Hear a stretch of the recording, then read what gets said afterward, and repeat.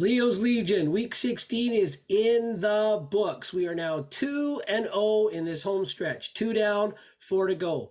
But are these 2 wins enough to solidify belief in a Western final host in BC Place? Or is it the Western semi? Or are we going to be on the road for the last 3 playoff games? What's it going to be? Let's toss it around with the bros. Improvement in some areas, still need areas to work at, but let's look at it now.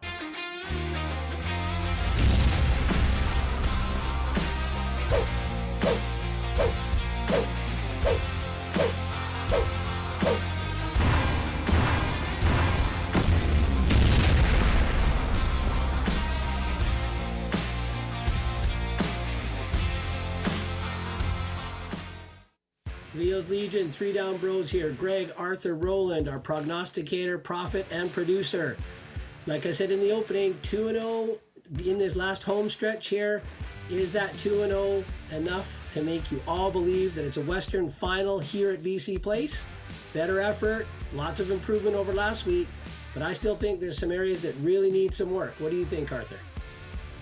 Yeah, I agree, 100%. I don't think they're out of this doldrums yet. I think they're still they're getting by, right? I mean, Edmonton's a vastly improved team than what we saw earlier. Obviously, 2 shutout wins against them in the previous part of the year.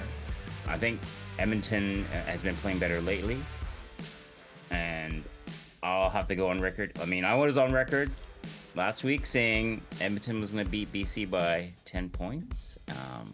I am so glad I was wrong, but I'll have to say this. I didn't think Edmonton played their best game. I think they played better games lately, and for whatever reason at home against BC, I mean, you could say maybe it's BC schemes against them, and then some great play, but Edmonton just didn't play as well as I saw them in the last few weeks. Yeah, that's what I think. What do you think, Roland? Yeah, I mean, so I was on the record saying that BC needs to come out strong and that we need to stop their run, and then we need to run. And so all 3 of those things were in place, and we ended up with a win. Otherwise, we would have lost 10 points, just like what you predicted, Arthur. But I was happy because I think the team turned it around in terms of some of our weak spots. Right, we've seen improvement. It was not as balanced in terms of the run pass split, but we saw some pretty good runs. Even 5 yards, 4 yards on first down. That's all we need. 4 or 5 yards on first down. Keep the defense honest, right? I was happy that we were able to stop their run for the most part. There was no huge worry that we couldn't stop their run. But to your point, Arthur, I think Edmonton definitely is a much better team. But I think kudos to Ryan Phillips. The schemes that he put in place really got Ford out of his comfort zone. He was scrambling, he was running, he wasn't sure where people were coming from. So I think that contributed to why they didn't play to the same level that they did in previous games. Even the announcer said that this is probably a blueprint that other teams are going to use now when they play Edmonton. Just a quick redirect. I have 26 passing plays for the Lions, 24 rushing plays. Oh, okay. So actually it is pretty close, 50-50. 16 from Mizell, 7 from Adams. He rushed 7 times, and Whitehead had 1 rush. So it's actually fairly close, but It is. And that's good. It is. To keep them off balance. But I think they rushed a lot in the second half. Well, apart from the big touchdown run in the second quarter, but I think they did a lot of rushing. Yeah. So lots of positives. Definitely still some room. Still lots of room for improvement. The takeaways, the turnovers. Really. The turnovers made the game a lot more exciting than it needed to be.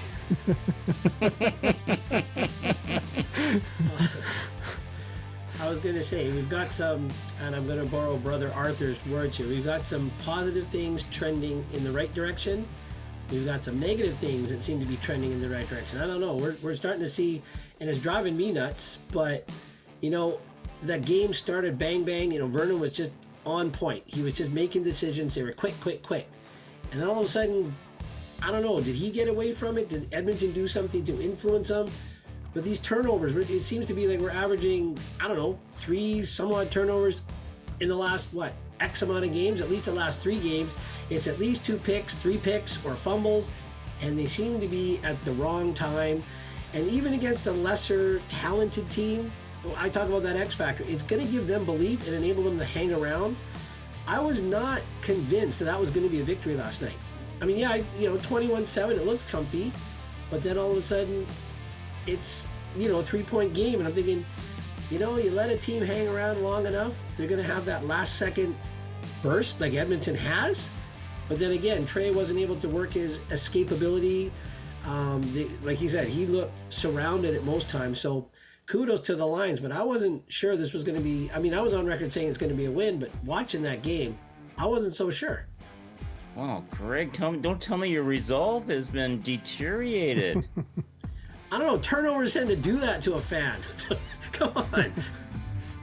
Well, the first one was tough. I mean, we're going to get into it later, but yeah, I don't like the trend and with the increased amount of turnovers. They lose their giveaway takeaway battle again. Yeah. Yep. And I think they're minus on the season. Against Winnipeg and Toronto, where BC will have to go through to get to the Grey Cup. I just don't think they can win when they turn over the ball more than the opposition. So they're going to have to clean that up. Penalties is a troubling stat, mind you. Watching the game, I thought they missed a few holding calls on the BC pass. Missing a holding call? No. BC pass rush. I think they could have got 10 plus sacks. And if they're calling, it's late in the game. They call that pass interference on Edwards Cooper. I mean, if that's a pass interference, Yeah. And actually, a lot of our penalty yards are on those long pass interference, right? There was one to Peters as well. So, but yeah, penalties we still need to clean up. Some positives though, like some of the takeaways, not all of them, but some of the takeaways, our defense came up right after. So our defense had the offenses back. So that's a good sign. Those are things that championship teams have, right? So, all right, let's take a quick look at the stats and then let's jump into the plays. So, total yards, net offense, we have 423 versus Edmonton's 219. So that's pretty lopsided. Rushing, we had 175 versus Edmonton's 90. So that's a nice trend, keeping an opponent under 100 yards for a game. I think most of that 90 was at the last kind of drive that Edmonton had. So they held them fairly in check for most of the game until garbage time. Yeah, that's right. And the big number, 7 sacks. Arthur is saying we could have had 10, but still, it's huge 7 sacks. So those are the major stats. Let's jump in and let's take a look. So first quarter was our best quarter. So I've got a few plays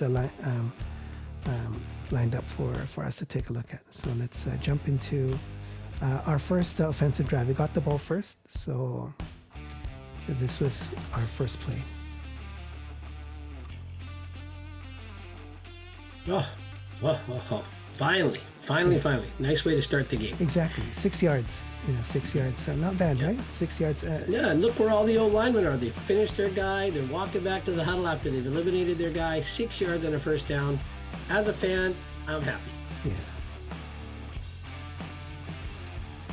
Look at the, they've sealed the right side there. Look at McKinnis holding on to his block.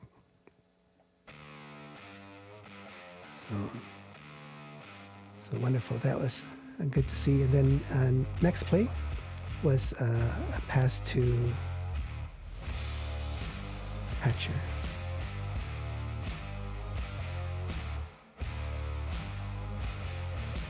Solid decision. made the decision, made the throw. That was great to see. It was out there very quickly too. So very fast decision. And then after that was another pass to Hatcher.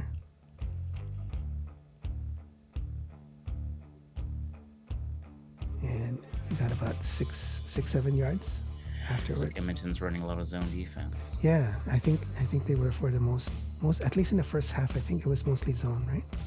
Mm-hmm.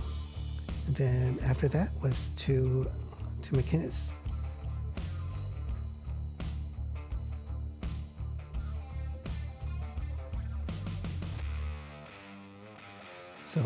So beautiful. And then, so we're spreading. Adams is spreading the ball around. So I'm guessing that was the scheme too. The first drive, they're going to spread the ball around and keep the defense guessing, right? Next one here was to Kotoy. Oh, a little screen. I like that. I know. Look at those. 2 O linemen in front. Exactly. Yeah. Beautiful to see And then that. a big load bringing the ball behind those linemen. Yeah. I think Kotoy had 4 touches, in the first two offensive drives, 3 offensive drives. So. Oh really? I think he had 4 for the whole game, right? Yeah, I know. and I was tracking that. It's I thought he was gonna have a monster game, and then he only had 1 catch in the fourth quarter after halfway through the first quarter. Yeah. But again, it's 4 out of 4, so 100%. Yeah, and he was doing a lot of blocking. Yeah. Bringing up smoke. Well, don't forget, he probably came back to that and said, "Hey, don't hurt my stats. I'm 4 out of 4. Let's leave it. Let's go. We're good." And I'm sure you've got that play queued up. That I've got another reason why he didn't get any more targets than 4 in the rest of the game, but I'll bring that up later. All right. Then next one here is it's a run by Adams. Called his dumper. Didn't have too much space, but still got 3 yards. Picking a page out of the Elks playbook. Yeah. And then this was the money shot. So capping off this first drive with McInnes 5-yard touchdown. And I've got a replay here too.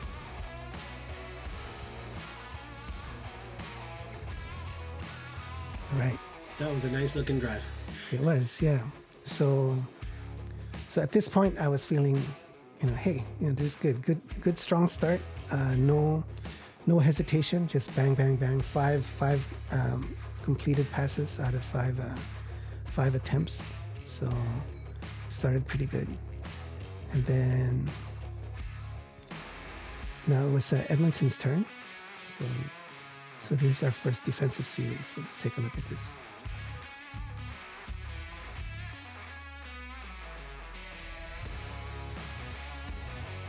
Oh, and Kevin Brown. That is refreshing to see that. So look at the penetration that front 4 got. Exactly. That's great. Minus 1 yard on this rushing attempt.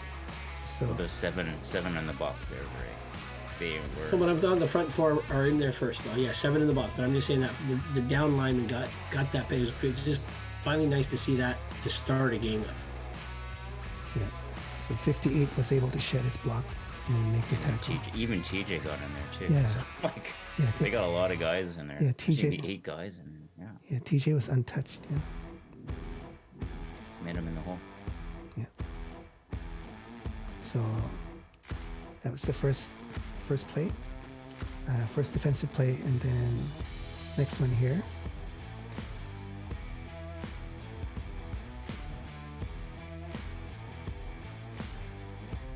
So we got Ford scrambling.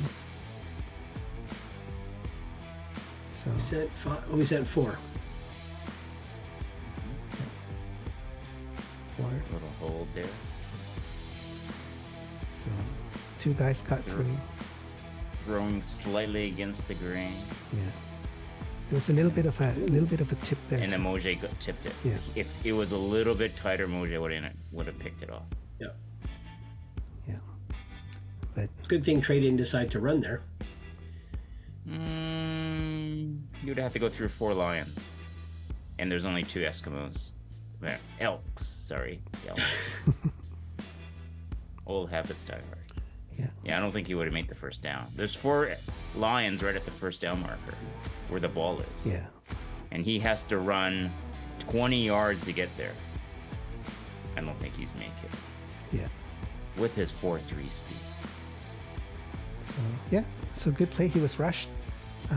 No time. So I've got another angle here too. Same play.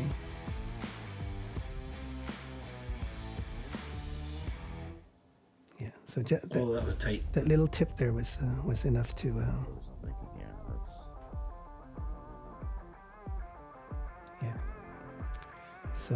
Yeah. So that was that, and then we get the ball back.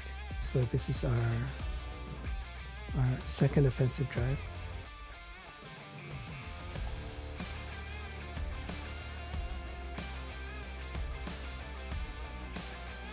Another nice run. Yeah, another run on first down. We haven't seen that for a long time, right? Running on first down. So. Well, we do see it. We just don't anticipate many yards. Yeah, that's right. So I should say we don't get these gains. We don't get the gains. We don't see much of these gains. But normally, what we're used to seeing, you see that group of linemen there, that wall of offensive linemen in the upper left corner of our screen. Normally, we see them there, and the running backs behind them somewhere. But this was great. They got that first level taken care of, and he did the rest. It was just kind of nice to see, that's 2 positive running plays to start a game. It's just good to see. Yeah. Well, I think he had first contact 1 yard gain, and then he fought. Yeah, exactly. And then more contact after yard 3, and then he fell forward. So that's good. That's right. So, yeah, he's not the biggest running back. Remember before we said that it'd be nice to have like some big guy, but he definitely has heart.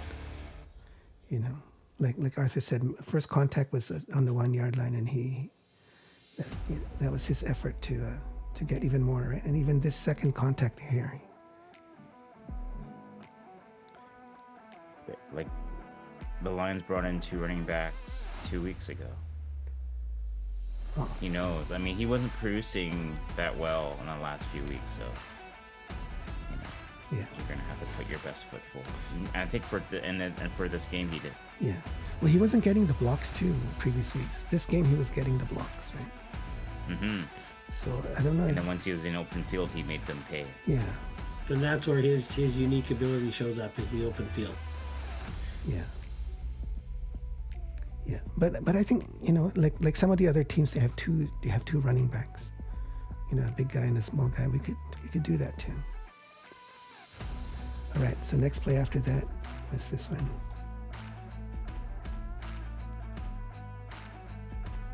So Wow. took a toy That's nice. with some yak yards again. Oh, I wanted to show you in yak yards. What's this? Kotoy has 74 yak yards on this game. Oof. On 4 catches. Yeah, on 4 catches. So, okay, and then Also that on 1 pass play coming up. Well, in a few. yeah, and then so we were marching down here. Second drive was starting to look good. I was getting a little bit happy, and then this next play happens. Then Roland was not. So that low snap was an indicator, and then the ball thrown after the slow snap. So I don't know how much to blame the low snap on this. The announcer was saying that with the low snap, he had to take his eyes off the field, and then he didn't. At this point, he didn't read the defense well enough, and made a decision to throw the ball maybe when he shouldn't have.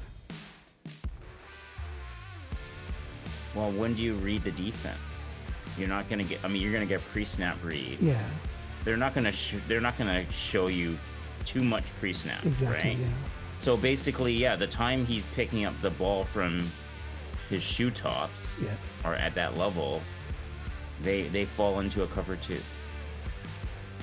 And then by the time he lifts up, that was his initial pass rate. Now, maybe he should have just checked it down and not thrown it there. Like, Yeah. but like that's what Glenn Suter was saying on the broadcast is, he couldn't see the zone defense behind him. Yeah. I mean, behind the receiver. So, and I mean, I guess this is Holland's, right? Yep. I guess he was kind of open except for That guy. the cover 2. Yeah. The deep guy. So I don't think he should have thrown it. I think that's just, I think that's a mistake. Could he have seen Katoy sitting there a couple yards shy of that first down marker? Because with Katoy and his yak yards, or no, there's too much pressure in favor. I mean, he could have checked it down to Katoy there if Katoy was not the first read. Well, the thing is, he should have made, it's like, because he know he didn't look downfield. Yeah. If he knew he didn't look downfield, you're just like, okay, I'm just gonna take a chance. Yeah. That's what he did, I think. Just take a chance because he didn't have time to go through his progression, having to pick up the ball, Was right? he too rushed to look to see Katoy? Like that's, and it looks to be because there's a guy coming right. Or did he just look up and look for Hollins right away? Yeah. Think We so? don't know. I mean, there was some heat coming at him. Yeah. Yeah. He But had to get when he it. picks it up, he's already in that angle, right? He was already looking there. Yeah. Well, I mean, there's heat, and then there's that linebacker that's kind of in the way, so you had to throw it over the linebacker, the dropping linebacker right there. You had to and then you had to just drop it in, but you never saw the deep cover. Yeah. So I think the safer play is because you had a low snap. You just make a safer play, and maybe this is just a slight amount of recklessness that is crept into VA's game that I am not liking. That's one of those negative trends trending the wrong way, trending upward. I think it's just a little recklessness. Maybe, I'm not sure what it is. Like, I mean, you could blame the low snap on that. Low snap on that one. Yeah. But I think he could have made a safer play. Yeah. But hopefully he learns from this, right? The low snap kind of shook him out, out of what he was planning. But I think he could have run and got I was yeah, just going to yeah. ask, in hindsight being, could he have rolled out Exactly, of there yeah. after that? Take out the low snap and rolled. Their A or B gaps wide open, and then like step up in the pocket and see if you can entice a dropping linebacker to come forward and then try to. But in 2nd and 10, right? He's trying Take that to. first down. yeah. And maybe that's why right away he sees, when he picks it up, he looks, there's Hollins at the first down line. Like you said, Arthur, just didn't see that guy coming. But I don't know. The last few post games, like, I got to be better for the team. I can't throw those interceptions. I'm like, I heard that the week before, and I heard that the week before then too. It's like, fix it. Yeah. I'm sure he's trying. But Oh yeah. in the heat of the moment, you're 2nd and 10, like you said. The ball's down on the ground. You know. Maybe he's thinking, I don't have much time. I need to get this out quickly. So first read, that's it, right? But so we Edmonton ties it, not because of any offense. So An early Christmas gift. yeah. So then we get the ball back. So he gets to to right his wrong. So next offensive drive after that touchdown is this play here. So on the ground again. And a nice gain again. Yeah. So another 6 yards. And then next play after that. This beautiful one here. 5-yard pass that goes to for 50. So Yeah. And this is why I think Katoy only made one more catch, because he came back to that huddle and he says, I'm pooped. That's a big body to go that far, man. Come on. Love Katoy. I mean, he's a machine, but that's a long way to run for him. He wasn't going full speed. I mean, if you look at this. I don't know how he could have got into the end zone going that slow. Yeah, he wasn't going full speed. Like Big strides. Big strides. I know, but he was still taunting the guy while he was running. I mean, you see like if this was the Lions D, we would be livid over. Like three guys took the wrong angle. I mean, the first guy. I mean, it was terrible. It was like. Can we back it up a little bit? Because I was just going to ask Arthur. Like, it's like that. Is it 20? No, 38, 36. It's like all of a sudden you realize, oh my God, because I think he assumed that first guy was going to get him or push him out of bounds or something. But the reaction of him was like, oh crap. And then he's like, 28. He's like, oh wait. Three guys took a wrong angle. Yeah, they did, yeah. I mean, two of them were behind. Like, I don't understand how, I mean, they're an improved team, but that defense? Yeah. I don't know, man. I mean, I think their defensive front is very, very strong for the Elks. Behind them, I'm not so sure. Yeah. Like, is their secondary young? I mean, because that was, they've been in a lot of those games, and then that secondary just seems to kind of collapse in the end with the better teams throwing against them, maybe. Well, they got more experience, obviously, but you have Gainey and you have Purefoy as your veteran. Yeah. But I think Gainey's hurt, isn't he? He's in this game. Is he? Okay. Yeah, he's in this game. And it's like, what was this? Like, oh my God! Oh, we're supposed to push him out of bounds. I don't know. But well, I mean, like someone should be taking a more conservative angle, right? I'm just trying to figure out why he threw his arms up in the air. Because right, he saw. Right here. Well, he's trying to push him out of bounds. No, not the guy. This the guy coming in. He's like, what's with this? He's like, guy. what? Well, how did you miss that? I know, he's saying, how did you miss that guy? Or is he getting ready to tackle because you think Katoy's running towards him? I don't know. That was a gift. He's like, oh. If the pick six was a gift, this is a gift from their defense. Yep. Like, honestly, this is a gift. Yeah. Well, if this happens in NFL, people are losing their jobs, Greg. No, of course. I mean, that whole secondary will be replaced by the next day. Oh well. Good for the Lions. Good for Katoy. yeah. But like I tell you, that's why he came back and he says, I'm gassed. No more passes. I'm good. I'm 3 for 3 targets, 3 catches, big run. I'm good. He won't be gassed with that. He was just strolling in. He wasn't even running. Come on, man. He wants more, man. He wants more. Yeah. All right. So now our defense comes back on the field, and let's see what happens. Is that 3 guys? Oh no, okay, never mind. I'm predicting a sack. No, a stuff. So they got 3 yards. Rallying around the ball, rallying to the ball. That's just something we hadn't seen in a while on a run for run defense. Yeah. So definitely our run defense is much better this game. So I was very happy about that. So they got 3 yards on this. Oh, go ahead, Greg. Well, I just remember we were talking at the end of our episode last week that mobile quarterback and Kevin Brown's, he's nothing to sneeze at. He's a decent running back. I mean, he's gashed other teams before, and I remember saying I was worried, and we were worried. But this is very promising. Exactly, yeah. Right. Then next play, 2nd and 7.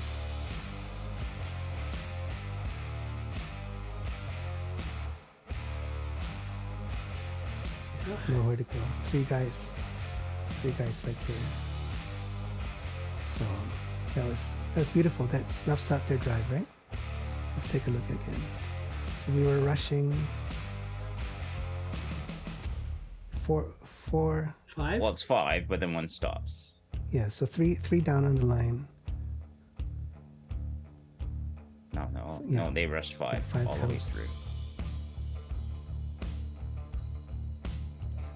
Yeah, normally you would think Trey could get, I don't know, it seemed to be in the right place. Yeah. Well, I think the announcers are saying, and I saw a bit of that too. I think the scheme that Ryan Phillips put together, either there was some place where the defensive ends were just said go, and they don't have to contain. So for the viewers who are maybe not too familiar, so normally the defensive end's job is to go like this and contain. So to prevent either the running back or the quarterback from going outside, right? So that's their job, contain. That's actually their primary job before tackling the quarterback, right? Because even if they don't make the tackle, if they contain it forces the guy to go back in here, and we got lots of guys to tackle, to make the tackle. But for some of the plays in this game, the ends were just told to just bull rush, and someone else back here will have the contain job. So with that kind of scheming, I think it really held Trey Ford and Brown in check. So it wasn't for every play, but for some of the plays, that's what they did. Right? Well, I noticed on some of the hits, and we'll see if you've got the plays queued up, there was a lot of times the ends did that bull rush and kind of overran where Trey was, because a lot of times his escapes, he's kind of running, like bubbling backwards. So those ends that bull rushed are actually on his backside, so he can't really go backdoor to get around.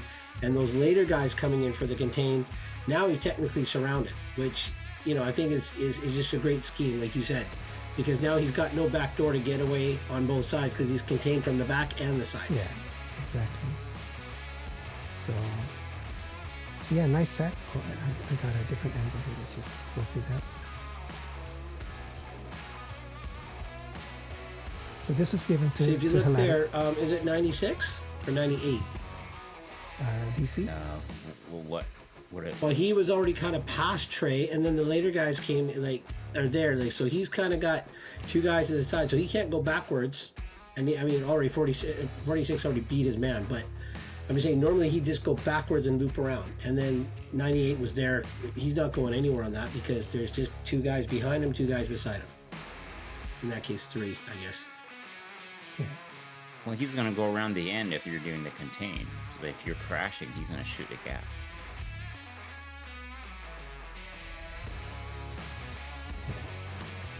All right, so it's a 2 and out, and then they need to punt the ball. So this is what happens.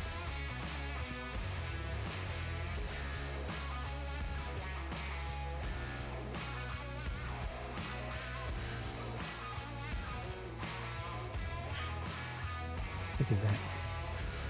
At this point, I was wondering, is he going to make it? But denied. But still. Decent return. It's like that was a 68-yard punt return. So that's 2 weeks in a row now that Williams, did a breakaway return. So all these games where we were kind of slagging him. What do you think? Well, the we's a little strong. More one person. I'll let that person speak. Okay, so I'll let that person speak, Greg. Okay, 2 good returns does not make up for all the other frustrating right into a crowd for 4 yards or whatever it is. But yes, get outside. He got outside, he beat the corner, and he got through some cracks because there were some lanes, but he got outside. Sometimes though, I wish, you always, coaches always tell you run low. He runs the most. Good thing he's not a tall guy because he runs so upright. It's kind of asking people to hit him. Look at this. He made some moves, right? Like he made a move here, and then another one here. And then Yep. So he's making those moves at the right time now. Yeah. But he had a little bit more space. Yeah. So, Mario Alford, right? Of Yep. Saskatchewan, right? Would you call him a good returner? Better than Williams? Yeah, he's good. They have the same average kick punt return average. Like yards 12 per return. yards. 12 yards per return. Just that Alfred has 3 touchdowns. But, he has 3 touchdowns and he has a long one for 100, but their average is the same. So, that's just food for thought. He's not that bad. Yeah. He's just not good enough to make me happy. That's all it is. Yeah, fair enough. But He's working at it, though. He's working at it. He got prop points last week. Mr. Williams, the more we call you out, the better your returns. That's how this works. There you go. So wait till Passion Corner. We'll see who's getting the props and the poops. I loved his interview last week. He was so excited that he was actually being interviewed. It's like, oh, you guys are actually talking to me. Bet on me twice on Sundays. But yeah, it's he's got a lot of energy, and I love the fact he's got energy. But it's just nice to see him finally. I think Suter said he's been chopping that tree, and it's just been little bit. It's just nice to see him in open space to see what he can do. Yeah. It's just when he runs into those crowds, it's like you're not getting through everybody, you're not running over everybody or anybody. But it was just nice to see he's got that escapability lately. Yeah, he just needs a few blocks, right? That's what I've been saying. He needs a few blocks, and then he can take the rest, right? And there was no flags on those returns either, so that's a good thing. There were some later on in the game, but Yeah. but maybe he's peaking at the right time, because we do need some Lions peaking at the right time. Yeah. So hopefully he's one of these few that is going to be peaking at the right time. And I mean, maybe I'm a little influenced too by, like, you hear the commentators. It's like every team, they talk about the returner, and they have that oh my gosh, it's that returner. We're the only team that doesn't. Maybe it's that West Coast prejudice. I don't know, but let's just say if he is peaking, like I really hope Arthur's right. I really do. Yeah. So beautiful. We're starting on the Edmonton 24-yard line. I mean, can't ask for anything better, right? Edmonton 24-yard line. And this is the offensive series. That's Lucky's one rush. Lucky's rush. Come on, receivers, block better than that. Come on. Well, 9 yards. yeah, 9 yards is pretty good. Cotoy missed his block there. So, See, the 57-yard run tired him up. Cotoy should have. Cotoy is like much bigger than that. He could have run him over, but Yeah. just Yeah, because Lucky, I think, thinks he's trying to get through them if Cotoy got a piece of that guy. But if Lucky went outside, who knows where that would have gone. Yeah. But again, you make the decision at full speed. yeah. But still, 9 yards is not bad. Yep. And then Because it's technically a running play. yeah. Take it. You take it. So then this happens next. Purify did not look good there. Yeah, he was untouched. Well, I mean, he gave him a little fake, and then Purify went the other way. Yeah, but going through the line, he was untouched. From here, he was untouched. The O line. Good block right there on Ed Gainey. I didn't see Ed Gainey that game, so good block on him. For that little whoa. Yeah. So. And this is what you need him to do in the open field. Yeah. Just got to get him in the open field. Oh yeah, it's So easier said than done. Yeah. look at this. Everything's sealed up. McInnes. Yeah, these guys are sealed up. That guy is sealed up. This guy's gonna be sealed up, and that's why he was untouched. And he got through that hole quickly, and yeah, you could drive a truck through there. Yeah. And yep. Oh, nice move on That's that. a move. Purify. Now, I'm not going to say anything because the Walking Turnover does like our podcast. Yeah. He's liked a lot of our stuff. So, Exactly. nice try there, Luch. Yeah, Purify, we love you, and we're cheering for you normally, but this game, sorry, we're going to be cheering for BC. But we appreciate you. We appreciated the good news you gave us here at number 0. Pennywise. But anyway. Here's on my angle. It's such a beautiful run. It's beautiful in so many ways, right? Number one, he was untouched. The O-line did their job. We've been, yelling and screaming at the O-line to make their blocks. And it's beautiful because, going into the postseason, we got to have a good running game. Yeah. And if this is kind of like a preview of what we're able to do, then I'm feeling more positive. I'd still like to see this continue on for maybe a couple more games to be confident that we... Especially the game October the 6th. I want to see a good running game. Yeah. How can you be more positive going 6-0 in the last 6 games, bro? Well, see, I can be predicting 6-0, but my confidence level is here. Confidence level calling the 6-1. Okay. Yeah. But with a good running play, that confidence level is going to start going up, right? Yes. See, because remember, when Roland predicted 6-0, was that fan Roland or was that podcast analyst Roland, right? Yeah. So good first quarter. Look at that. 10 first downs versus 144-0 passing yards, 45-13 rushing yards, net yards of 189 versus 8.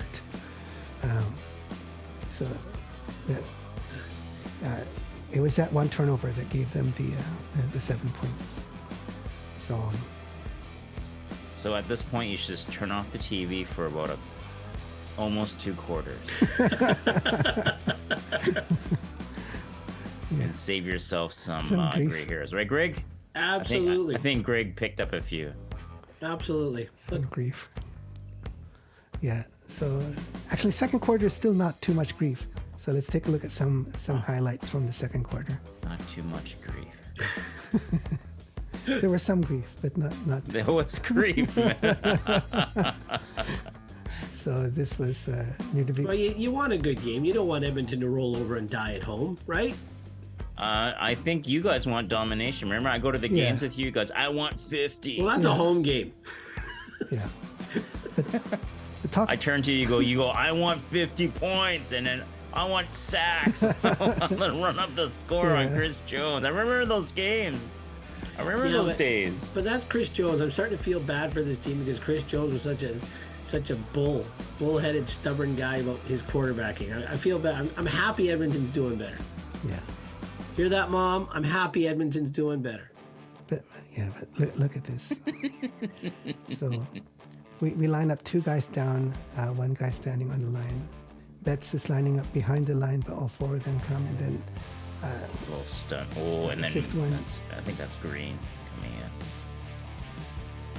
And then they get through, and then they have Right to the contain. Yeah. Like, Green goes down, but he flushes them out, and oh man, look at that. Yeah. I'm glad Menard was able to force him back inside. I don't think he would have beat Menard around that corner. Do you guys? No. I mean, that's... So this is beautiful. Four of our guys there, almost 5. So They influenced his that was wonderfully done. yeah. So that's a highlight. Another highlight here. We had to do a punt later on, but I wanted to highlight this because we seldom highlight. We seldom highlight punts, but this punt was just beautiful. You know, it bounces on the 6-yard line, and then it goes out. Oh, shades of Louis and Paul. I know. Look at that. I know. Placement punting. Yeah. We haven't had that in a long I time know. here. So that was that's why I included that here because just wanted to highlight that. Okay, let's take a look at another highlight. Second quarter. So they're pinned deep, and this is what happens. Oof. Betts came right Very through. close. Yeah, you know, he should have pushed just a couple more inches and would have had 2 points. But then Very close. CFL rules, they move it to the 1-yard line, right, Greg? Because there's no way he got to the 1-yard line. No. But they'll move the ball to the 1. yeah, that's right. But I just wish that Betts kind of pushed him back and we got 2 points. Like 2 inches. Yeah. But that's cool. I think I don't know if he got out, but oh well. Because was his knee down behind the like on the goal line or behind, right? That's I don't know if his forward progress is over the goal line, but it's hard to say. Yeah. Oh, yeah. Forward progress. He was out. Yeah. He was out. Yeah. Like the tip of the football was out. Yeah. The football was out. Maybe he got to the 1/4 yard line. Yeah. Boy. But yeah, where did Betts line up here? He was lined up on the line, but Just inside. No, he shot the B gap. but no. Who's on the end there? No one picked him He up. was on the end. Oh, yeah, it's a C gap. No one picked No, him who's on the end beside Betts on the end? Well, I think it's TJ. Is it TJ? Okay. Or is it linebacker? It doesn't. I mean, they have like 8 O linemen there, or they have got 8 on the line. Yeah. So I think their right tackle, Edmonton's right tackle here, double teamed this guy.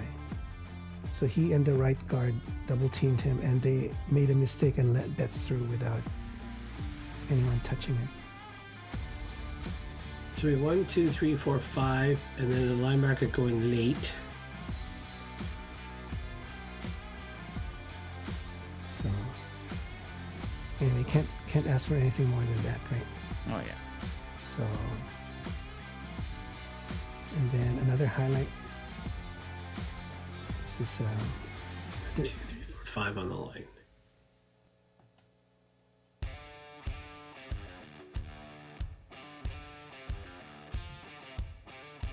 Three guys make the tackle. Rally to the ball and string it out. So nice. Three guys. And there was a play here that pushed him out. And so Betts beats his man. Gets a stiff arm. Yeah. Oh, Monsieur Betts. But it pushes Brown back instead of him kind of running out. It pushes him back and takes that vector instead, and allows those Peters. Yeah, and the other two to come back.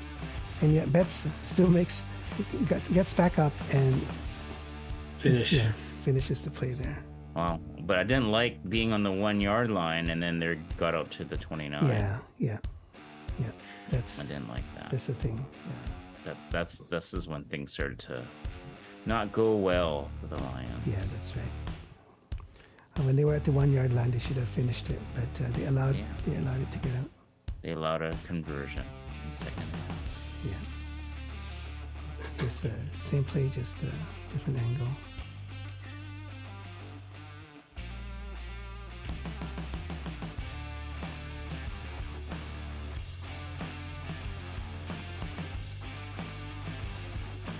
All right, and then here's another highlight. Oh, Josh. But he comes back in. Boom. Yeah. That's a coverage sack. Had to be. Well, I think he wanted to throw, didn't he? He was scrambling.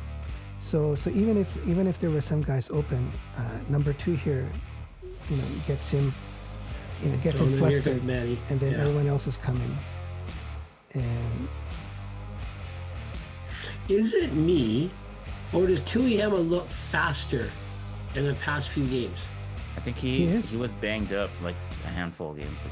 So maybe but he's looking quite quick now. I like it. Well, I mean, I think he recovered from whatever he had. He was banged up a little. But they do have 10 defensive D linemen on the game roster, right? So they are rotating. So these guys should be fresh. Yeah. All right. And then later on, about 2/3 into the quarter, we have the ball. It's 1st and 10 on the Edmonton 53.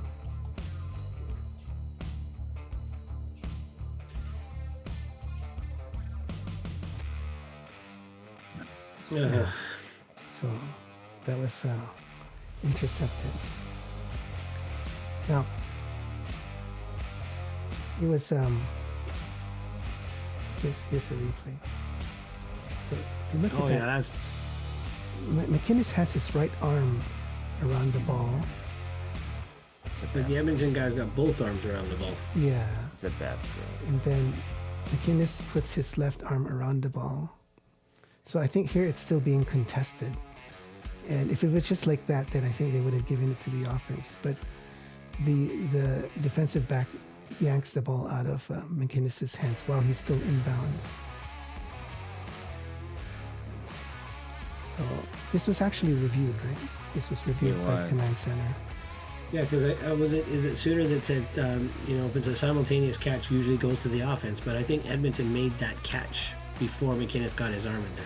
Well, his arm, he made the catch with McInnes' arm. Yeah. No, but before he got his arm in there to start wrestling with it, he was already kind of running with McInnes. When he made the catch, McInnes' arm was there. Yeah. Yeah, no, I'm saying he made that catch before McInnes brought his other arm in to try to wrestle the ball out.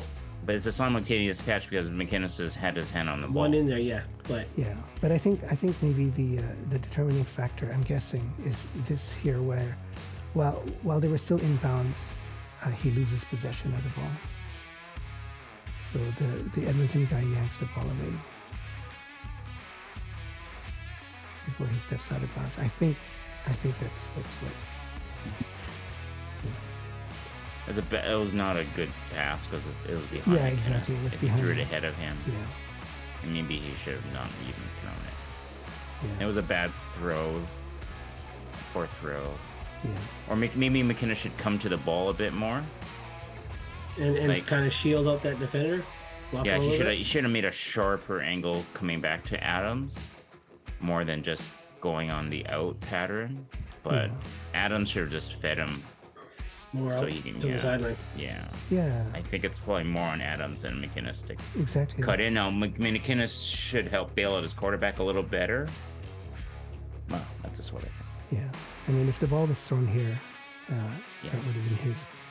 But Then it's either McInnes makes it or it's incompletely a lot better. yeah,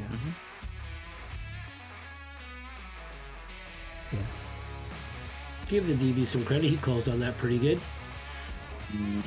McInnes should have shielded it. Anyways, yeah. So anyway, that was But yeah. that was that. So they get the ball back, but this happens afterwards on second down. fumble, and then Betts pulls it in and pulls it in too far, too fast, or too strongly. Yeah. But still, I like the fact that the defense here, like I said near the top of the show, the defense has our offenses back, right? We turned the ball over, and he tried to get the ball back. So that was that, and then with just about 3 minutes left in the first half, go to Mizell, makes the first down, but then drops the ball. Like, if they could just get out of the half 21-7, but Yeah. If they could just get out of their own way. So here's.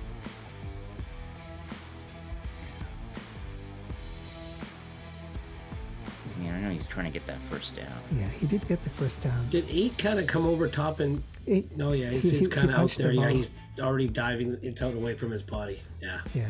Well, because he only had it tucked under one arm, right? If he had two arms around it. Yeah. Oh well. It's like 3 guys there. He had contact from 3 guys. So. Yeah. So.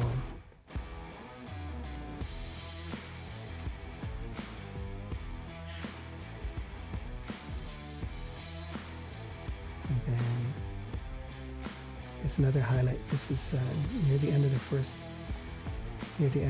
first half.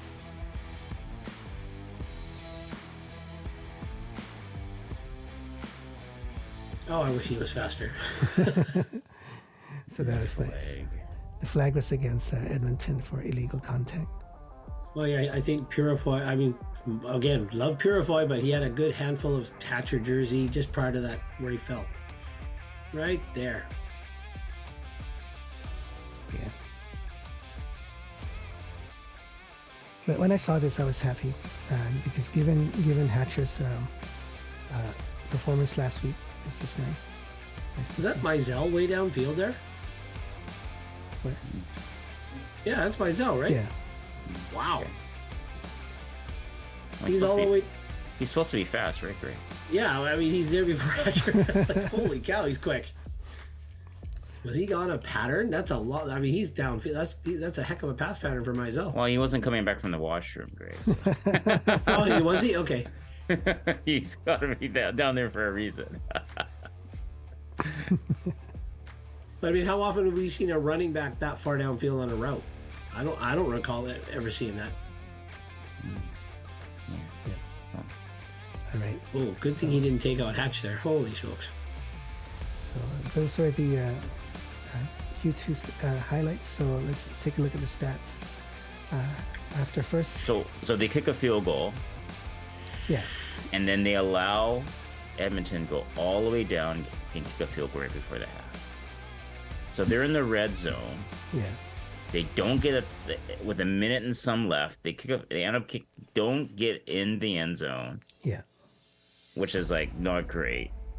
And then they allow Edmonton to get a field goal. yeah, So I just thought I just did not like yeah. how that ended. How the first half ended. That's right. Yeah, that was just not. I mean, yeah, you got one big play to Atcher, but you gave up so many points. Well, I mean, near the end of the half. that shall we call it the red zone stand? It's not a goal line stand, but I mean, Edmonton doesn't gets away with giving them a field goal, and then again, like you said, that's giving Edmonton that belief that they're only down. Even if they didn't get that field goal, they're only down what 10 with everything they haven't done. They're kind of hanging around, and then they moved it so easily down the field to get that field goal just before the half. I kind of coined a new term, and I don't know if you guys like it or not, but they were being beat deep underneath. Were they playing too early a prevent? Because that was a long pass, that first play after the Lions field goal. And there was no DB to be found. Were they just trying to be not get beat deep? Well, it's a typical defense right before a half when you're up by 10 points. Yeah. I don't know. I think that was just way too easy. Were they just kind of already checked out and in the locker room? Well, I don't think they're checked out. They just I don't know. It's just they're starting the sleepyheadness that will continue in the third quarter. That's right. Where Roland will chronicle. It's that Alberta jet lag. Is that it? The 1 hour flight? No, I don't know. I don't think it's jet lag. I don't know. It was something like near the end of the first half, they just started to slow down and lose the intensity, lose the focus, lose the accurateness. Like making mistakes, mental mistakes, like, fumble the football. Like that last, not bear down. That last field goal could have been a touchdown, but there were two kind of not accurate passes into the end zone, right? So anyway, so halftime, 12-7 first downs. We're still dominating, but the score is not showing that because we have 14 points. They have 14 points off turnovers. So if it weren't for those turnovers, it would be 24-3. Yep. So, all right. So then let's take a look at the highlights from the third quarter. Were there any? I'm sorry. Well, I had a good snooze when I was watching this after the fact. So that was good news. Yeah. So these were some of the Edmonton highlights. Yeah. Well, I didn't want to see this, but you're still able to get sacks, right? Then here's that could have been disastrous. That could have been, have our center's leg rolled up on getting pushed backwards on top of our car. That could have come out really bad. Yeah, and that's why we need to maintain intensity, right? If you take your foot off the gas and you start coasting, these things happen, right? So, okay. Did Andrew Pearson get hurt? No, he was playing. Because there's Knievel. I see Knievel's number, and I think he's a. He got the start. Yeah. Over Pearson. Oh, he did. Okay. But Pearson did. Pearson did still play. He was. They have packages. They have packages with Pearson, but they just started Knievel. Yeah. And it's a lot more for Vernon to try to see over on that side. Yeah, that's what the announcer said, right? He was a bigger body, and they thought they wanted to have some more heft in the interior. That's heft. So that didn't help there, but hey. Yeah, exactly. I think he was the one who was beat here, if I recall correctly.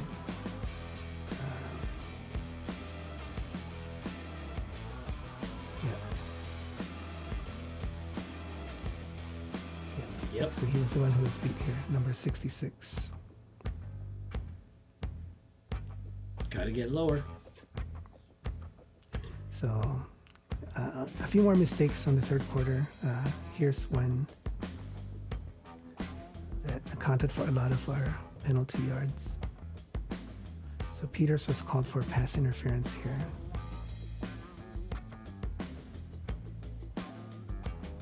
I don't know. It looked a bit iffy to me. What do you guys think? Here's a replay. Well, there's a lot of contact. It's not. I mean, it's intermediate style contact. I mean, it's not a no-brainer at PI, but there's contact there. Oh, I think coming across and grabbing him like right under his chin. His left arm. And where's his right? Where's his right hand? No, right hand is. Yeah, right hand was on his waist. No, it wasn't really doing much. But it's that slap on the chest, I think. It's the slap on the chest before he reaches up for the ball. Yeah. Right. Yeah. Because he wasn't grabbing him, but he just slapped him, right? But that was enough to draw the flag.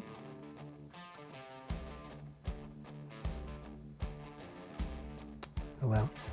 But still some positives on the third quarter too. Here's another sack by BC. This was beautiful.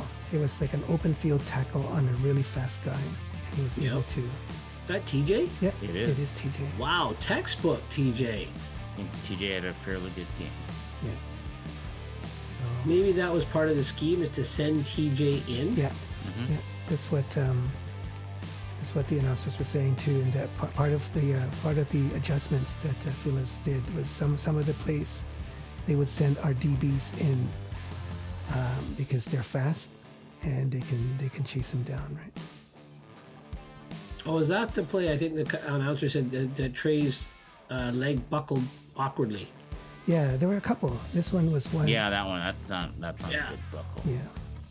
And there was another one too, I think. But he popped up pretty quick, so. Yeah, so that was good.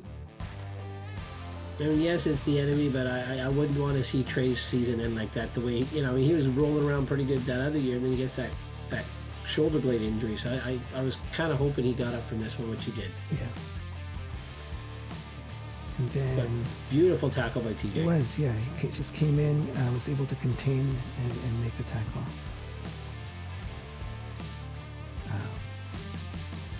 But we get sacked again here. No. So some And are, Edmonton's within 6. Yep. Oh, yeah. Starting to wonder. some are highlights.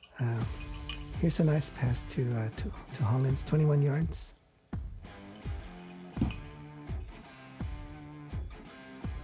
So that was a dart. I think that might be the highlight of the third quarter. No, there was one more. There was one more. I'm just kidding. Mizell wouldn't say, no, I have one play. Yeah, exactly. Which is this next one here.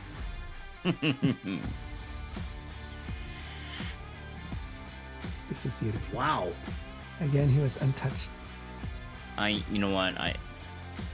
That's just a bad defense. Hate to say. Yeah, it's a great run, but I mean, really. That's always the one we gave up to like Montreal, wasn't it? But Pretty much. And what did that we was say? right That up was, the gut. and what did we say? That's bad defense, right? I mean, I want to see Mizell do this every game, but that's That's a huge hole. yeah, I mean, I mean, But how many, like, after 5 yards from their line of scrimmage, how many elks has because he they're all passed? overloaded to the left. They're all shallow, but I don't know. They were all on like field side. I don't know what they were doing. but Anyways, I mean, credit to our offensive Yeah. line too. So if you look at the blocking schemes here, our left guard takes this guy, left tackle takes this guy, our center comes out and takes this guy, and the hole's open right there. Right? So that's all Mizell needed. And why did Gainey go? I mean, Gainey went shooting off to the left. Look at Gainey, just didn't even see Mizell with the ball. He just took off towards Yeah. like, I don't know. Katoy. Yeah, it was bad. I mean, the quarterback's going, and Gainey's like, is he stuck? Because look at Gainey takes off full speed away from the play. They didn't think they were going boundary. They thought they were going field, not boundary, right? So Yep. they were reading that he was going to take the wide side, and he went up the short side, and boo. So maybe that was also the right call for the defense that was being shown. It was, but I mean, they should have adjusted. And look at this old lineman standing there like, who have I got to block? I got nobody. That's an odd feeling. Yeah. Well, You think that they would pursue? yeah, he would. Yeah. He should stop that guy, but I think he did it. Well, that guy's pretty quick, and I think that guy's got the angle on an old lineman. I mean, he couldn't get to him. but I just can't understand. Gainey just took off, and there's Oh, it's a man defense as well. So some of the guys are looking at receivers, and they didn't know that it was a quick handoff. So Yeah. it's a man defense. So all these stars aligned there. Yeah. Yeah, and But they still had to execute. yeah. at So the beginning. the handoff was here. So Gainey was blocked by these two guys. So it took him another split second to see that Adams actually didn't have the ball anymore. That's why he but reacted. you can see clear. I mean, Adams is like, but anyway, yeah. But like if Arthur says man D, he's going. All right, so that was a beautiful play. Here's another highlight in the third quarter. We're on defense.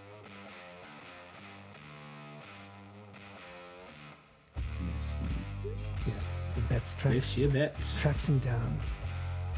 But even so, look at there's Woods. It's 1st and 10. There's like, there's Lions coming. Yeah. Like there's no way. Like Haladic's coming in, Tahima is coming, supporting. There's no way. Exactly. And I think that's why Edmonton looked so pedestrian, because we were able to contain their biggest threat, which is his ability to get out, right? And we were applying pressure on Ford. I mean, I love the guy, and I want to see him do well, but I think the scheme really worked against him. We figured him out. Well, let's see him earn his stripes. He's got to. Yeah. So this play is not nothing special, but I wanted to show you here because, look at our lineup, right? Look how far our defensive ends are from the tackle. So this is, I think, what Glenn Suter was saying. It gives them, they just beeline straight in, and maybe these guys can do the contain, right? Yep. So yeah, that was beautiful. They've almost got backside contained because they come in so fast, and then it's just nice. Yeah. All right, so Q3 stats. Boring quarter, but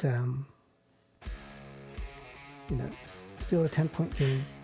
A little bit more too exciting for what I would have wanted. And let's jump into the fourth quarter now. So here's some highlights.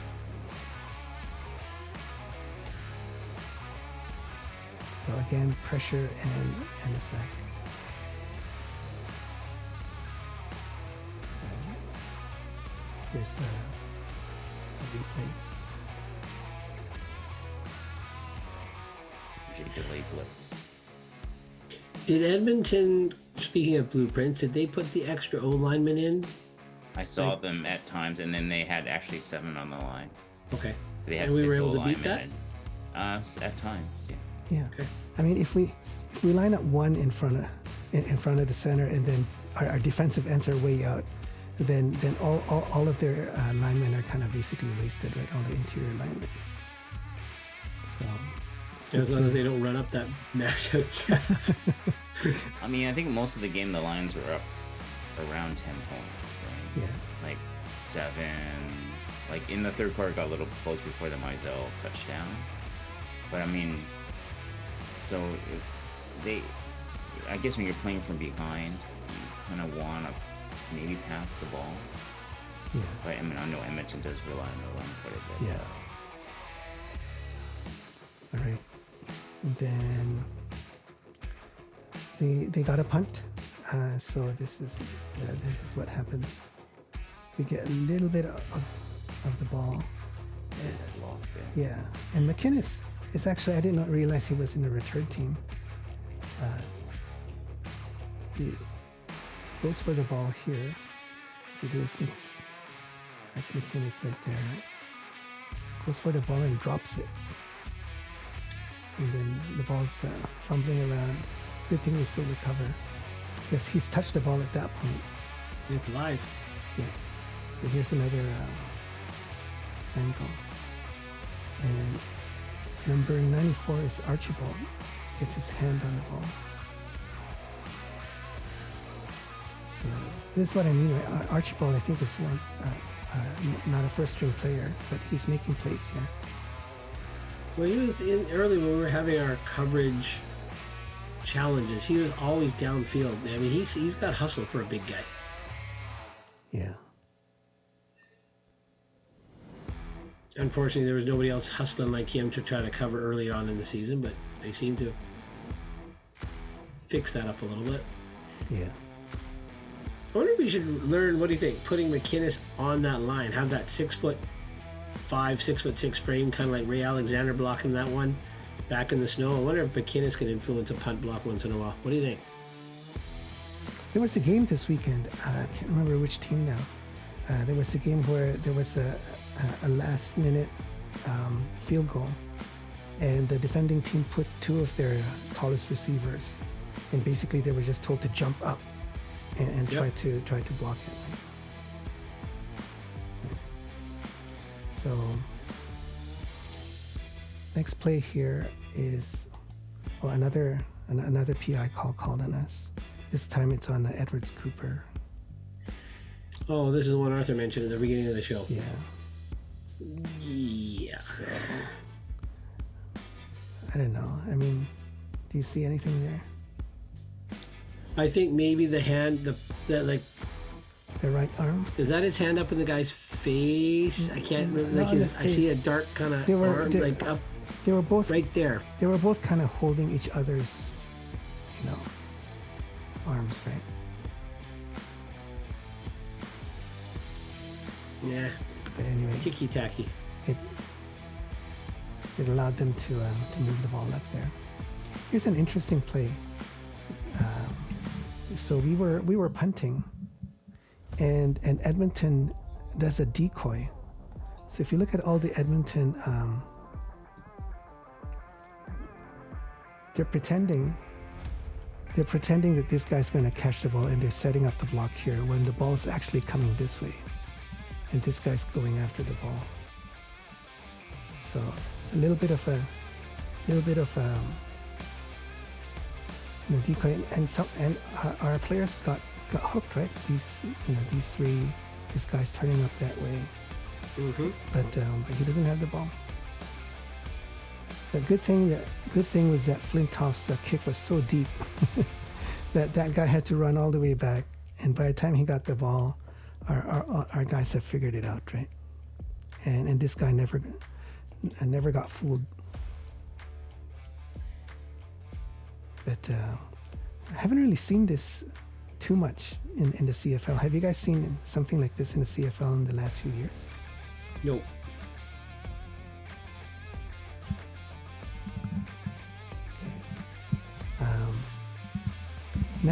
Next clip here I wanted to show you. This was Ryan Phillips calling the plays. Just wanted to show that because I think he was genius here in terms of calling the schemes. Right, we had the right schemes to confuse Ford, and he was mixing it up. But the other teams, they have guys holding up huge giant cardboard sheets to hide their defensive coordinators, but ours is just out in the open. I don't know if it's really effective to hide it or what, but a lot of teams are doing that. I've noticed that. Yeah, I was like, what do they? But yeah, I think we're one of the few that don't. You are correct. Yeah. All right. So the game's almost finished. Minute 26 left. This is one of the final offensive drives for Edmonton, and I wanted to show this because our defense here actually, finished strong. We're not gonna let them. We're not gonna let them off the hook, right? So see how we're just rallying, right? We're playing with a lot of energy here. So 1st and 10 on their 39,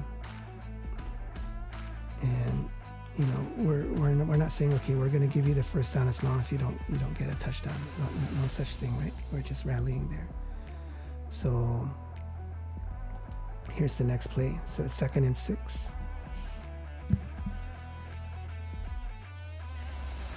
And this one, I think, was broken up again by Mr. Betts here. Just, jumping in front of Ford and just making him throw a little bit too high there. I think Brown was pretty frustrated in this game because I think he took a objectionable conduct play penalty earlier. I can't remember what quarter, but I think because he just wasn't getting any space, and I think he had just lost it, and it cost Edmonton on that drive. I think it was 3rd quarter maybe, or earlier in the 4th. Yeah. And then 3rd and 6, they have no choice. They got to go for it. And this is what happens. Suck. Yeah. So here's another angle. Well, there's a double team. Well, had a double team for Saturday.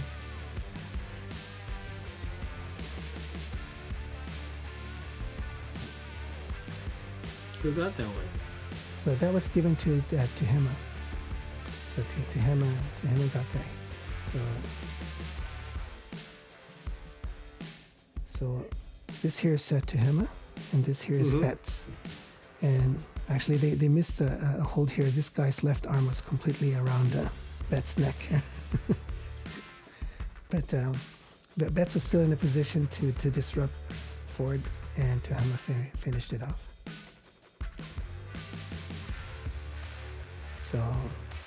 So yeah, our defense ended strong, so I like that. And yeah, we just the minute we got the ball back, and we were just able to kill the time. So yeah, I felt a little bit better, like I said, of our chances. Winnipeg, we're tied with Winnipeg now.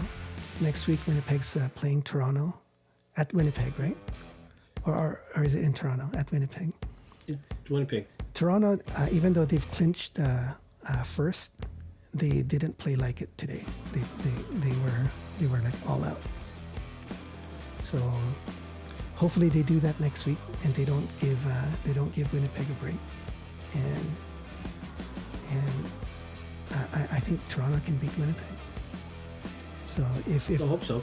If Toronto beats Winnipeg next week, and we take care of business. Yeah, we take care of Saskatchewan, then we've got first place even before the game against Winnipeg.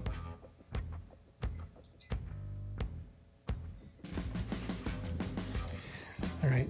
Any final thoughts on the game before we go into the Passion Corner? Nope. I mean, I liked the plays you queued up were great. Again, certain things are looking like they're going the right direction. Again, hopefully Williams is peaking. Hopefully our run defense is peaking. Hopefully our turnovers are not going to be peaking. Hopefully they have peaked. But defensively, it was again a good game for us. But again, I think the games against Edmonton earlier on in the year gave us that overinflated, vaunted defense title. Again, I would love to see this effort and result again against Winnipeg and Saskatchewan, and then I'll be okay. I'll be happier. Yeah. All right. So, oh, sorry, we could. Your mic might be off, Arthur. Muted? You're Okay, now we can hear you. Yeah. Oh, sorry, it's off again.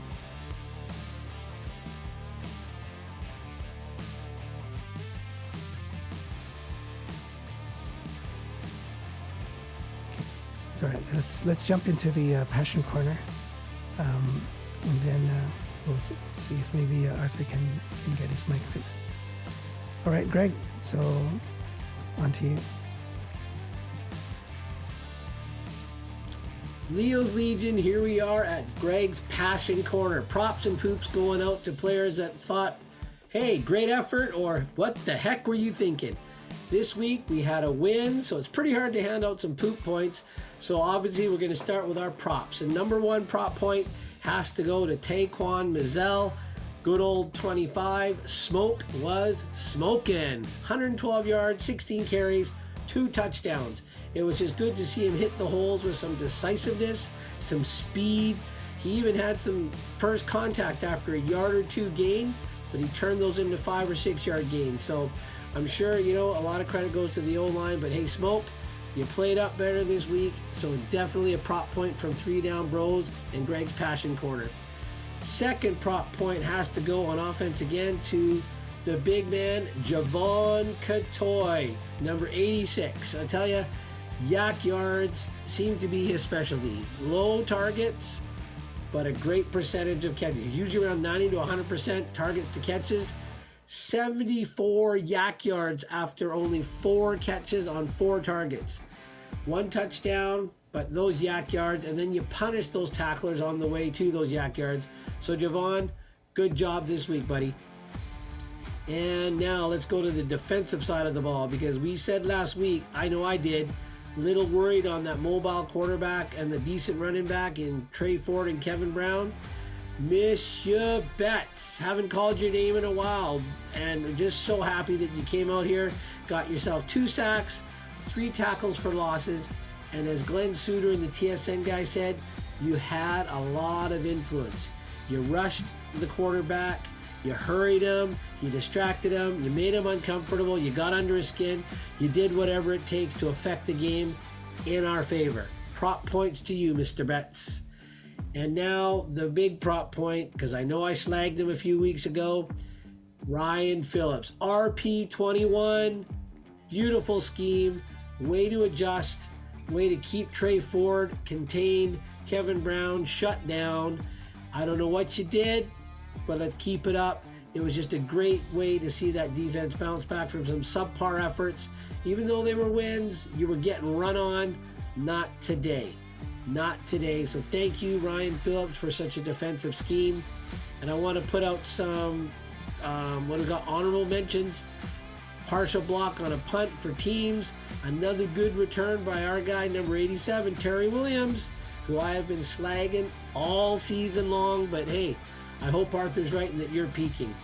And I want to put a call out there to number 36, Mr. Mojay.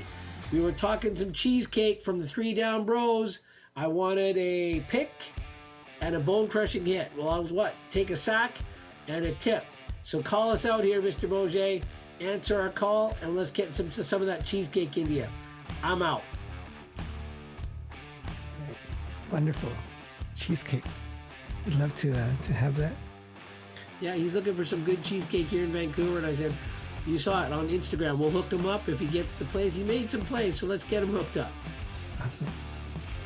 Arthur, is your mic working? Oh, still not working. All right. Well, let's, next week, Saskatchewan. Any thoughts? Yeah, we got a 3rd string quarterback coming in here again. So, I personally would love to see that effort that started the Edmonton game and continue right through that sleepy 3rd quarter. That's got to change if we're going to take this thing home. We're tied for 1st. Toronto's going into Winnipeg that week. You know what? It's there for the taking. Like Arthur says, we control our own destiny. I don't want Lions of old. I don't want typical Canucks collapse and handing our destiny over to the rest of the teams. We can take this thing home. And yes, I know next year's the Grey Cup, but I would love to see us host a Western final this year. Whether we win it or not, I'm not going to go that far. But let's host a Western final. Let's make that the goal and give these fans a taste of what can happen when we host that Grey Cup. Give Mr. Doman a reward for everything he's been doing this year to make this team relevant. And hey, give the 3 Down Bros something to talk about, because we're trying to help Mr. Doman make this team relevant. Yeah. Arthur, now that you're back. Oh, sorry about that. The testing went through to the... No I thought the testing would be in a Zoom only. No worries. Yeah, I was gonna try to say earlier, I was really impressed with the run offense. I mean, Roland mentioned that right off the top, and the BC Lions had a really good 50-50 split with passing and running, and then they committed to the run on 1st down. They got a lot of good yards 1st down, which opens up the playbook. So, you know, Vernon's on 2nd and 10 and forcing passes like he's kind of doing lately.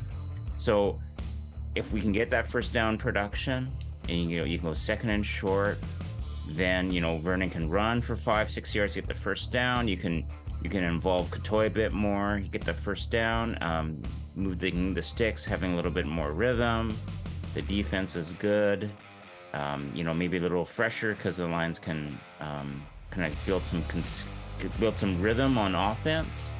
And I think that all goes a long way. And I really liked the explosive start. I think picking back on another Roland's comment was that 21 points in the first quarter. The Lions got some swagger. They kind of lost it for almost 2 quarters. Yeah. But then they got it back. I mean, they I mean, also they had a lead and it kind of eroded, but they never lost the lead. Yeah. So that so that was very important. But yeah, they're gonna have to. They're still trying to play that 60 minutes, like the full game. Yeah. At least they weren't down by 20 some points like the previous game. Yeah.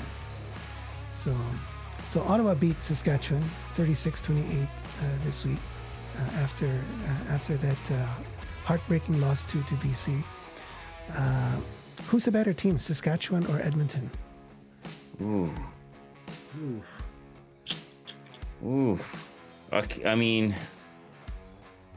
on paper, Saskatchewan's probably a better team. Yeah, but I mean, they now, don't. Okay. Trevor Harris is out. If Trevor Harris is in the lineup, I fear Saskatchewan more.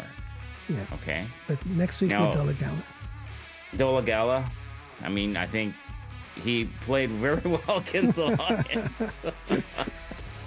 So maybe the Lions don't. I don't know if they were taking him lightly, but I don't know.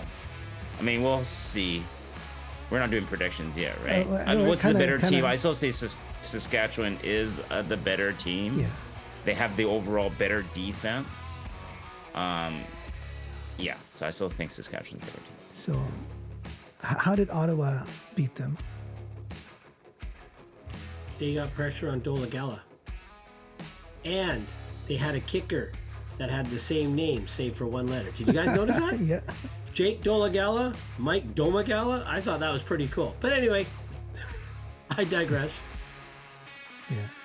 So, But no, I think Ottawa got some heat on Dolagala, which we failed to do in that Saskatchewan game when we went to the Prairies.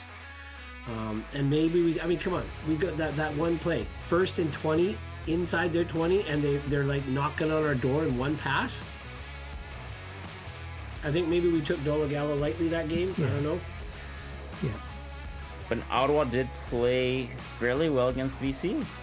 Yep. Yeah. You know, except for the last 3-4 minutes of the game. Yep. Yeah. I mean, if they can give BC all BC can handle, then yeah, they should compete very well against Saskatchewan. I'm glad they got that win. I mean, the Lions kind of stole one last week. We don't mind, but they kind of stole one there. So Well, I said it against when it was the Winnipeg game. The Lions have a lot more to play for in this home stretch right now than earlier in the season. I mean, we're gunning for a home play. I mean, yeah, we clinched the playoffs, but let's get a home playoff date, Western semi, but let's gun for the Western final. And you guys pretty much know the Lions have to know they got to win out. Roland, you've called it. They're going 6-0. I'll give them one loss, but I want that loss to be at the end of the year when nothing matters and they're playing Joe Blow, 9th string quarterback to rest everybody. yeah. But also, again, I talked about that X factor that Winnipeg took personally. The Lions need to take this game personally. Saskatchewan embarrassed them in Saskatchewan. I called it an embarrassment. The Lions need to get redemption. They need to come out with some swagger, like you talked about. They need to be nasty at this home game. And let Saskatchewan know that this is our house, our dome, our destiny, and not give it up. Do not gift them a pick six. Do not gift them fumbles. I mean, did they not gift them that opening drive? VA fumbled that second play from scrimmage, right? Yeah. And that started that whole avalanche over there. Let's just take it to Saskatchewan right off the punch them in the mouth to start with, get them all undisciplined, and let's win this thing. We need to. All right. And the Lions need to know they need to. Yeah. I think they know. Based on what we saw in this week's game, the energy level is higher. In fact, the announcer said that at the end of the first half, Hatcher was going up and down the bench and trying to fire everyone up, saying, "Hey, you know, we can't give this to them because of all the turnovers, right?" So we were talking about you know, leaders, you know, coming up, you know, to be able to fire the team up, and you know, at least for this game, Hatcher stepped up to do that. So hopefully he'll continue to do that. Well, we did say he might be the next Burnham, because he seemed to, when he kind of started coming on, he was making those clutch catches on the second and longs, whatever. Maybe he's going to be the vocal leader that Burnham was, because, you know, throwing the interceptions at the wrong time. I mean, yeah, I know VA's got to be better for his team because he's the team leader, but sometimes we need a in-your-face and call it like it is and shake you by the collar leader, and hopefully maybe that's Hatcher. Yeah, that's surprising, because he was in practice. He seemed like he was the quiet type. He was just sitting there by himself, and you know, when he wasn't on the field, right? At least that's what I saw when we went to practice. So. Okay, let's go for predictions. Arthur, you go first. No. Predictions. I'm glad it's alphabetical. Okay, well, let's see. I predicted 3-3 record in the final 6, so 2 wins, albeit, well, Ottawa was like, that's a miracle finish, right? Yeah. And really Edmonton, I think Edmonton did not play to their recent standard. I think they, you know what? I'll take a page out of Greg's book. I think maybe Edmonton was reading their press clippings. And maybe they thought BC would have been a light opponent because BC was not playing very well. Yeah. And I think the Edmonton took BC too lightly for most of the first half. So, I think a BC 3-point win at home, because then I think that they're gonna respect Olagala a little bit better. Yeah, Olagala expose them deep, and I think that Edwards Cooper's in the lineup, so that will help, and I think that BC will get at least a 3-point win. And Rhymes should be playing next week too, right? Rhymes should be playing. And Rugamba was knocked out of yesterday's game, so we don't know his status. And Lacumbo probably still out, so we'll see. Yeah, I'm thinking, you know, the Lions made a small step toward what I expect them to play at, the level of intensity and execution that I expect. Right. They're not back yet, but they made a small step toward that. All right. So 3 points. Okay. 3-point win. Yeah, 3-point win. Whoa. Okay. Let's go with Greg. Maybe I should predict a loss, right, Greg? Then they'll win. Don't tempt fate, Arthur. Greg, what are your thoughts? Well, I've already voiced a good chunk of them, that the Lions need to have this win, because apparently this is a homestand for us, right? Saskatchewan this coming week, and then the big Winnipeg game the week after. So the Lions have to, the Lions need to, the Lions should. That being said, what? I'm not 100% convinced that this team, that it's going to be a win in the bank. I predicted 5-1. This cannot be the one. You're predicting this is the one? I'm saying this cannot be the one. It can't, because there's a fan in me that just wants, that knows they got to do better, knows they need to, and they still haven't shown me yet. And I'm not that hard to please. Give me a couple. Oh, come on. You're very hard to please. Right? Give me a donut. Give me a cheeseburger. I'm a happy guy. But no, I'm gonna say it's got to be a Lion. It's gonna be a Lions win. And I'm predicting 28-23. You sound very convincing, Greg. That's all sarcasm. You sound so convincing. It's going to be a Lions win. Yeah, it's got... See, there's part of... Like I said, I can't say it's going to be, because there's part of it that says it's got to be. And the Lions need to know that. And I don't know if they do, but I'm still going to predict a 28-23 win. But know that Saskatchewan's going to be coming, because they just got their butts handed to them by the worst team in the league in Ottawa. Yeah. And I'm only saying that because it's based on their record. Ottawa leads the league in interceptions, if I'm not mistaken. So how's that? We are so behind in the takeaway, Yet we're battling for first. Ottawa, they lead the league clearly in interceptions, and they can't catch a break because they've lost so many man games to the key injuries at that key position. But now, 28-23, you heard it here. Lions. All right. Roland? So obviously I'm predicting a win, but the score. So if we, as looking back, since the Saskatchewan game where they beat us, they lost 2 games to Winnipeg, back to back, One embarrassing one. and then, No, they won one against did Winnipeg. they win? Yeah, and then they got completely Yes. obliterated So they won. the next Because game. Winnipeg They won- took it personally. Yeah, so they won one, and then they got obliterated 51-6, and then they lost to Edmonton 36-27, in the dying minutes. and then they lost to Ottawa 36-28. So They're they're going to be hungry. They're going to be hungry, but I'm putting my faith in that BC will be hungrier. So I'm predicting Arthur's score, but for BC. So 34-24 BC, 10 points. Well, from last week. Yeah, from last week. Yeah. So I'm taking those numbers. You're just mocking me. Just mocking me. Ah, all right, all good.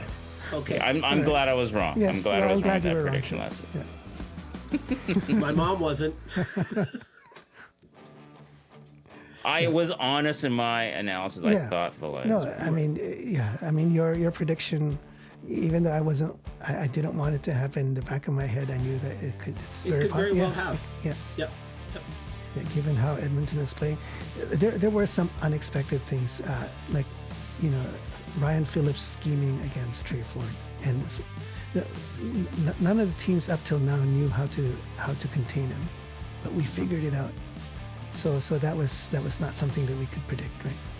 And I think that So was he needs to figure out how to shut Dolagala down, and we need to stop the run because I think Jamal Morrow might still be out. Don't know, but Frankie Hickson looked pretty good against Ottawa. In fact, I remember the TSN guy saying Saskatchewan was controlling that game on the line of scrimmage with the run, and then they got away from it. The minute they started having Dolagala drop back and pass, that's when Ottawa took over.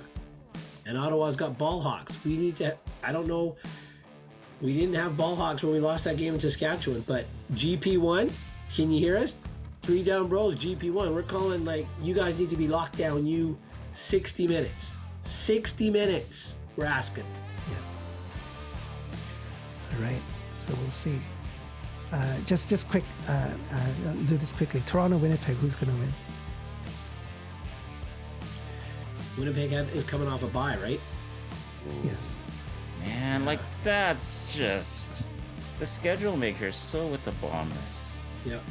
that's. You know what? I think Toronto's playing better right now, Yeah. but I think Winnipeg. I have a feeling Winnipeg at home after the bye. We'll let rested this week, so he'll probably play next. I think Winnipeg. I think they should have won the Grey Cup. But Missed field goal. Toronto. You don't think this game's been circled on their calendar? Oh, I I think think this this- one personally too. Yeah, But- and Winnipeg's still a very formidable team, Yeah. and they're playing at home, so I think Winnipeg will take it. But Toronto right now at this point of the season is a lot better than the Toronto team that won the Grey Cup last year. But they haven't played Winnipeg yet, and they only played the Lions and Toronto On a short week. on it. It wasn't a short week for the Lions, but it was just Overinflated week. I'm sorry. Overinflated week. I mean that's when VA threw 6 interceptions, so I don't anticipate Zach throwing the game away like that. Yeah. I mean, nothing against the rest of Toronto's opponents, but it's just how you stack up against the best teams. So I think Winnipeg's gonna give it their all, and I think Winnipeg will come out on top. Do you think Toronto's going to come in strong, or knowing that they're really locked in first place? I think they want to prove that they can beat Winnipeg. Yeah. In Winnipeg, I think this is it. This is like the final game. This is like the only test they have. Yeah. Really, they're not playing BC anymore. Yeah. So they got nothing else really to play for. I think after this, they might start shutting guys Yeah, down. after this one, maybe. Yeah. So I think they're like, this is like, okay, this is a test because they think we're gonna probably face Winnipeg in the Grey Cup. Yeah. So we don't want to give them an edge over us. So I think they're gonna come out. Yeah, they're gonna send a message. And I'm sure they've heard since that Grey Cup that you were lucky. There's got to be some pundits out there saying the Grey Cup win was a fluke. And Kelly only had most of the fourth quarter behind center. So I think Kelly wants to prove that he can beat that team for a full game. So we'll see. All right. So in spite of all that, you still think Winnipeg's going to pull it off? I think Winnipeg, I think they got a lot to shoot for right now. And coming off the bye, I think they're going to be fresh. I think they're going to take it at home. Now, if it was Winnipeg in Toronto coming off a bye, then I may go out Toronto, but I think the home field plays an advantage. All right. Greg? Well, I think Winnipeg will win, but at the same time, I'm hoping they get beat up.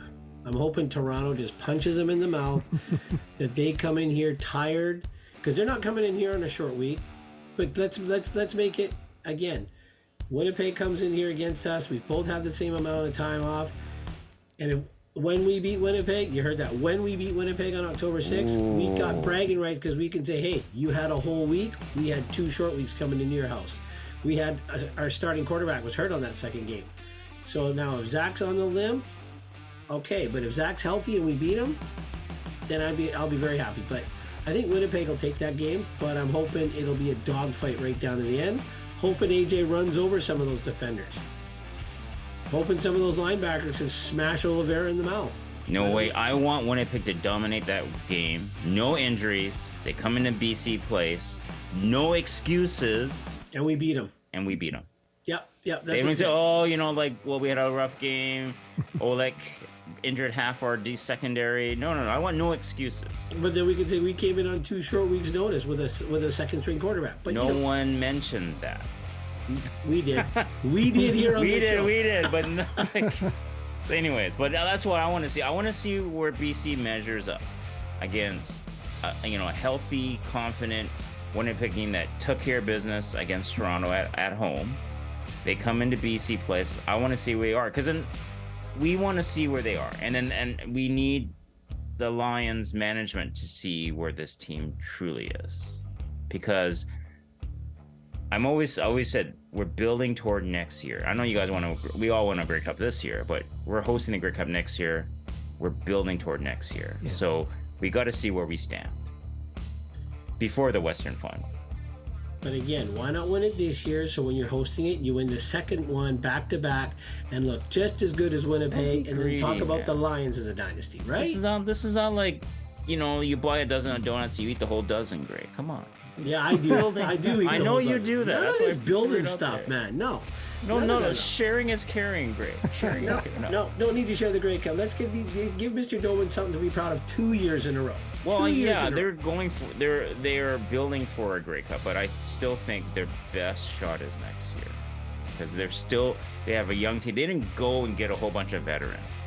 Nope. Right. Nope. They still have young guys. They're trying to see if they can handle those positions, and then next year, the Halatics, the Edward Coopers, the Hollands, they're going to be that much better. And the so all these guys who are first or second year starters, then when they're the third and fourth year starters, they're going to be better. So the Lions are trending up. And then Winnipeg is still the team to beat in the West, and I think still in the league. Toronto is playing very well. Hats off to them. But let's see them go into Winnipeg and beat them there. And then let's see Winnipeg come in here and we beat them here. That's right. Then we say, hey, yes, we lost to Toronto in Toronto, but we beat Winnipeg and they beat Toronto. So hey, we're at least, we're in the mix. We're in the mix. You deserve to be mentioned in the mix. That's all I want. All right. There you go, guys. So you heard it here. We're predicting a Winnipeg win this week, and next week will be the showdown where we see who's the best. Right. Exactly. Now I want to make one final shout out to this whole entire Lions team. Last week, we weren't happy with the effort. We were happy with the outcome. But we have made 6 brand new fans because of that miracle finish. And I know that 4 of those fans have bought primo seats to this game coming up against Saskatchewan. They want to see the same amount of excitement. So Lions, especially you, number 7, because you equal 7, you made 4 brand new fans that have never watched a professional football game ever. And they bought 4 of the best seats in the house to come see you guys again. So Lions team, put a win together, make these new fans happy, so they'll go tell more fans to make Mr. Doman happy so we can have this dome filled up. Calling you guys all out for a victory, please. Right. Well said, Greg. All right. I think that's all the time we have for this show. Thanks for listening in, and we appreciate you guys. Please like and subscribe. We're shooting for 100 subscribers, and we're halfway there. And the reason we're shooting for 100 is because once we get to 100, then we can do a live stream. So with YouTube, you're not allowed to live stream until you have 100 subscribers. So if you're listening to this and you haven't subscribed, please subscribe us and help us get to 100. So thanks, guys. Yes, please like and subscribe and comment below. Thanks guys. See you next time. Next week. All right. Bye-bye.